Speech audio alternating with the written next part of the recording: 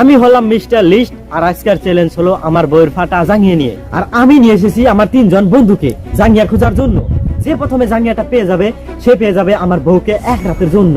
তোমরা কি সবাই রেডি আছো? আমরা রেডি। তাহলে তোমাদের সময় শুরু হলো, যাও। আমার বন্ধুর বউয়ের সাথে এক রাত কাটাতেই হবে, তো তার জন্য আমাকে জায়গাটা খুঁজে বের করতে হবে।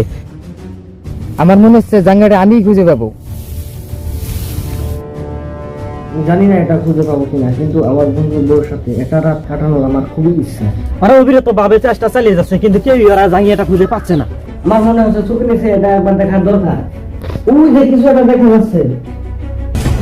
Oh my God, আমি পেরেছি। ফাইনালি আমার বন্ধু পেয়ে গেছে।